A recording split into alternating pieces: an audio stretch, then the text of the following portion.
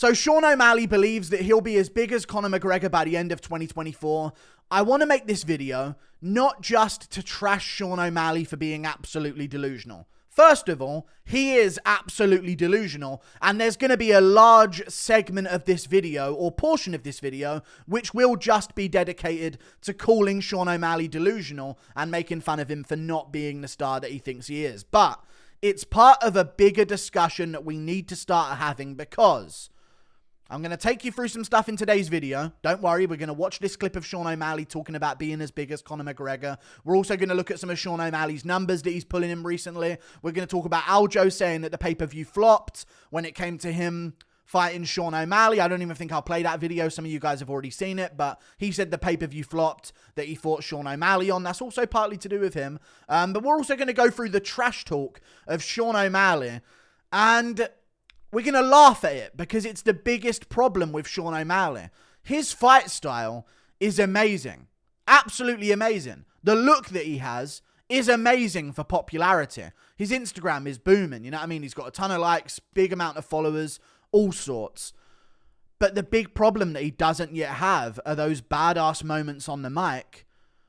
And it's the big problem, because that's what makes you the Conor McGregor. Your fight ability will trend after the fight. That's good for you in terms of how big your name is, but it's not good for the UFC. And that's the topic I want to discuss when it comes to the bigger conversation here. We are coming to a crossroads in the UFC right now, where we are about to lose, probably by 2025, we are probably about to lose, potentially, by 2026, definitely, Charles Oliveira, Islam Makhachev, Conor McGregor, Justin Gaethje, Dustin Poirier, John Jones, Israel Adesanya, maybe even Alex Pereira. I don't see how long he's going to stay around for. These guys are getting into their mid-30s. And if they're younger, they've had way longer careers and they're coming to the end of it anyway. My point is, we're about to lose all pay-per-view ability. That's what we're about to lose. We're about to lose any chance of getting to 1 million pay-per-view buys.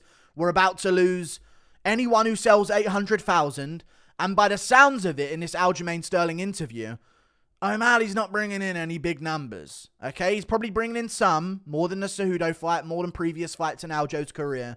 But it doesn't sound like he's bringing in a lot. And I want to get to the bottom of why. So let's play this clip from Sean O'Malley talking about him being as big as Conor McGregor. Get another one in by the end of the year and be the biggest star in sports, not just combat sports. I think I go out there and put two beautiful performances together. I will be as big as Conor. The UFC's grown 40-50% since Conor has really was in his prime. That COVID really boosted the UFC, so I have a lot more eyeballs, a lot more opportunity to become, more of a star. And people, when I say stuff like that, people. And he goes on to say how people call him out for being a wannabe McGregor. No problem with that. And O'Malley even says this. You should want to be McGregor. Yeah, I mean, you just should. Like, he killed the game, made a bunch of money. He was the biggest name in combat sports when he was around. Still probably is one of the biggest names in combat sports. Nothing wrong with Sean O'Malley wanting to be McGregor level or being a wannabe McGregor. There's nothing wrong with that. But it is delusional. He's not going to be as big as Conor McGregor. I don't think O'Malley will ever bring in 800,000 pay-per-view buyers minimum. He'll never break 1 million. Maybe this will age poorly. Who knows? If he goes on a wicked highlight reel KO streak, I'll be singing a different tune all of a sudden. But that's the point. The selling point of Sean O'Malley is his fighting.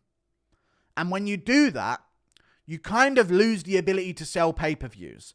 Now, when people get used to it and you put on a couple of amazing performances in a row and everyone knows it's going to be crazy, then it's understandable they're going to buy the pay-per-view. But those highlight reel KOs, when they happen now and again, they go viral afterwards, and that's big for Sean O'Malley. But to get people to buy pay-per-view, you got to have something about you before the fight happens, in the build-up to the fight. And that's the problem with Sean O'Malley, I think, and that's what we're going to go through in today's video. Aljamain Sterling, said that the pay-per-view did terribly. I don't need to play all of that. But look at the numbers that we're looking at here. Sean O'Malley being a champion and Conor McGregor level aspirations. 3 days ago, ESPN MMA, 114,000 views. That's a pretty good MMA guru video when it comes to views. And this is the next big thing in combat sports. I just feel like that's the problem with O'Malley, it seems. We need interest before the fights have even happened. And it's getting pretty tricky for him to build that level of interest. Now, if him and Marlon Vera, if Marlon Vera chucks a buggy through the window at him while he's on the bus going to the weigh-ins, maybe things will change around. But when it comes to trash talk, I mean, look at some of the views we're looking at here. Hopefully you guys can see this on the screen. 114,000 views. O'Malley, this is a cringe one where he says, coming up on ESPN, Aljamain Poopstain Sterling gonna get knocked out. And it aged well because he did knock out Aljamain Sterling. Well done, Sean O'Malley. He's the champ. But 28k views, 38k views. O'Malley gives us a tour of his new farm. Like, this is who the sport is going to be left with come 2025. It's going to be left with Sean O'Malley. There's other names, of course, that are going to be there as well. But the sport's going to be left on the shoulders of Sean O'Malley, if he is the champion at that time, to be the star of the sport. And that is scary when he's doing interviews with Stephen A. Smith on what's next after beating Aljamain Sterling, and it's getting 167k views. His very next interview after beating Aljamain Sterling on First Take with Stephen A. Smith, 167,000 views. These numbers are worrying when it comes to a future superstar. And this is maybe the reason why O'Malley's not the star that we think he is, or not the star that he thinks he's going to be. I'm going to play you some trash talk moments from Sean O'Malley. And this is something that he's just got to work on. I think O'Malley may be better suited, instead of trying to jokingly insult people and be funny with it, I think at this point O'Malley could be the funny, happy-go-lucky guy on Embedded and in these behind-the-scenes things that we see of him that come out now and again. But when it comes to trash talk, O'Malley might better be served being the cold-blooded, I'm going to take your head off your shoulders, there's nothing you can fucking do about it, I'm going to make a highlight reel KO out of you. Not some of the trash talk that he comes out with. And by the way, the trash talk that he comes out with, remember what I just said? I'm going to put your head off your shoulders, sleep you inside the first round. There's nothing you can do about it. You're going to be made a highlight reel for life. Your kids are going to see it. Like, I think you should go full Savage with it. Stoic Chad Savage. This is what we're getting at the moment. Sean's more insecure than Ilya is about his shoe size. Ilya wears a 6.5 shoe. Sean's more... This is to Strickland, by the way. Sean is more insecure than Ilya is about his shoe size. Ilya wears a 6.5 shoe. And that was his big trash talk moment.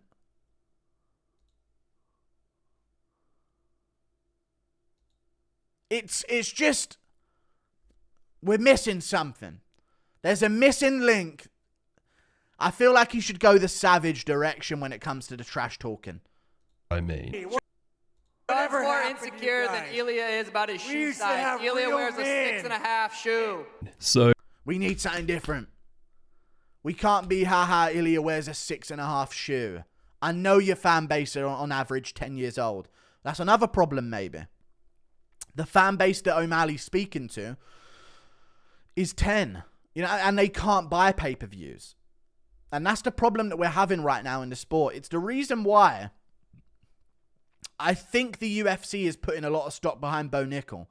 Is Bo Nickel going to get the 12-year-olds that are in Kai Cenat's Twitch stream to go and tune into the fights? No, he's not. But those people aren't going to buy pay-per-views. They just aren't. They're too young. Simple as that. They're just too young. Bo Nickel could bring in the white, middle-aged man that used to wrestle at school when they were a kid, that now has kids that wrestle at school, demographic, that maybe even tune into wrestling now and again, that 50k, 100k people from the US that may actually pay for the pay-per-view. That white, middle-class dad used to wrestle at school, now pays attention to it as a hobby, probably coaches his kid now and again at wrestling himself. That's who Bo Nickel can bring in. And I think that's why they're boosting Bo Nickel so much. Not because, the kids are going to love this guy. It's because he brings in a demographic that will pay. O'Malley doesn't have that demographic. But that's his trash talk. Even here with Yan versus O'Malley, Yan goes the stoic route of, I'm going to destroy him, whatever. Listen to what O'Malley has to say here. Look at him, by the way. Sean, yesterday at the media day, Peter said that you're a UFC project and a Conor McGregor wannabe. I'm curious, do the comments like that annoy you, or do they tell you that you're on the trajectory you want to be on to be an amazing superstar? I mean, Conor's not, maybe some of the stuff he's done recently, not a wannabe, but, his career, he's had a pretty sweet career. So, yeah, I think it's something. Even stammering through that sentence was tough for him. You know what I mean? It was tough. Just getting through that one sentence there. But let's listen to what he's got to say about Peter Yan in terms of trash talk. Someone, not too bad to look, I'm going to smash Peter. How about that? Is that a better answer? Yes, it is! And he looks down in shame because listen to that. Very interesting. He starts waffling and rambling about McGregor and, maybe not too big of a wannabe, but, recently in his career and then, he's accomplished a lot. And the fans boo him for it. Like, boo, what are you talking about? Talk about finishing this guy, putting him asleep. Get to the point type shit. I think it's someone, not too bad to look, And he sort of realizes, oh, God, the fans are booing me. I'm not being entertaining. I'm going to smash Peter. How's that for an answer? I'm going to smash Peter. How about that? Is that a better answer? Yes, it is. This is the thing. Forget all this intricate, haha, goofy, haha, I'm so quirky, guys. Get to it. I think that's the best thing for O'Malley. I think if he was this, I'm going to take your head, I'm literally going to wheel kick you out cold, a highlight reel KO. If he starts doubling down on ways he's going to finish someone and then does it that way, that's what's going to get 20 million views on a YouTube short. That's what's going to get 20 million views on TikTok. If there's a clip of him before the fight saying what he's going to do, make a highlight reel KO out of you and sleep you in the first round or the second round, whatever he wants to say. And then he gets it done. That's what can turn O'Malley into a superstar. And you can hear all that Sigma male music playing in the background on that clip. You know the clips I'm talking about where they have that like Giga Chad music in the background. That's what's going to go viral for him. But the other trash talk that he does, I mean, there's more of it here. I'm curious, this is seen as a matchup between great strikers, but what is the difference between your style of striking and Peter's? He's 5'5". There's no way. It says he's 5'7" on the stats, but there's no way he's 5'5" or 5'7". I just believe I'm a lot better everywhere.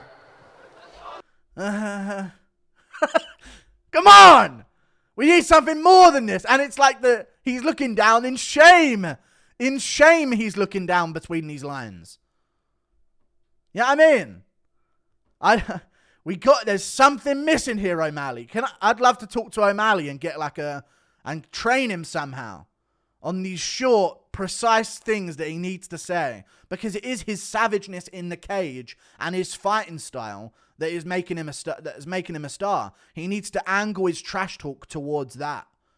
He's trash talking like Covington would be trash talking before going out there and fighting Leon Edwards. Whereas he should be trash talking like a Mike Tyson style. Not to say he's like Mike Tyson, but you know what I mean. That more very to the point, savage trash talk, more than the quirky, funny, haha, I'm so goofy guy. You don't need to be that guy because you actually do have a fun fight style. And it's kind of a clash between his fight style and his actual skill in the cage. How do you see this fight playing out? Do you think this is one that you're going to have to dig deep and overcome some adversity, or are you going to make this look like you want to do and the sugar show rises again? Ideally, I go out there, put his lights out early. That's what everyone up here wants to do. Ready for 15 minutes. That's what he needs to say. You know what I mean? That's more of what he needs to say. But this is another thing I wanted to talk about. His face-off with Aljo in the first place. You better hope you look better than that. I know you got a whole year. Better than that. You got a whole year to work for your jiu-jitsu. You better be ready to cut weight. Daddy Dana You better ain't be gonna ready to cut babysit. weight. And he's just screaming, you better hope you look better than that. You better be ready to cut weight, buddy. And he's just like, there's nothing else there? We need you, O'Malley. Once all these other names are gone, it's you and Ian Gary at this point, buddy. Or Umar Nurmagomedov is our savior of pay-per-view sales. Can you imagine? Now, Manel Cap might be the guy to do it. Maybe Manel Cap's the guy to do it. Maybe Ilya Tapuria. Maybe we're going to get a sneaky one that pops up out of nowhere. But O'Malley's the guy this is falling on now. This is him on the spot against Marlon Vera. Who's it? Oh, yo, I was looking at my Marlon Vera keeps calling me. Actually. On FaceTime, look. Answer it. Should I answer it? Marlon, I'm live on the show right now. Oh, and Action's here. I got Sean right there. What are you doing? I mean, you're asking the guy, why you want to be famous? You want to get bitches, you fucking pussy? Well, you want to get dudes? I mean, you don't get pussy before you're famous, you fucking bitch. Oh, I got pussy before I was famous, champ. Seems like you're not, because that's what you're talking right now. You want to get pussy when you're famous, you fucking... Now, fair enough, Marlon Vera's not giving him a lot to work with here, because he second language English type insults that he's going for. But this should have been a viral clip. The guy calls in, FaceTimes, the guy that you're fighting next, that you're going to be defending your belt against, and all we've got is, oh, I got pussy before I was famous, champ. What, you like dudes, huh? Fucking weak. okay. You gotta work on that shit talk, bud. Ah! Dude, he literally messed up. And the fool's gulp that he takes afterwards. Classic move. You got to work on that shit talk, bud. He messed up telling someone to work on their shit talk. That's like Tito Ortiz. Insulting Chuck Liddell. That guy can't even put a sentence together. And he comes out with the whole cheese and wine thing. There's things we need to work on here, O'Malley. But I believe in you to carry the sport forward.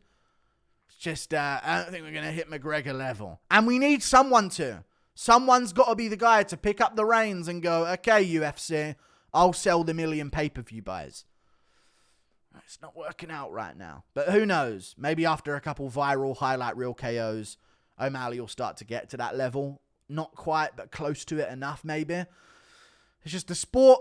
I feel like, are we leaving the age of million pay-per-view sales? Is that what we're doing?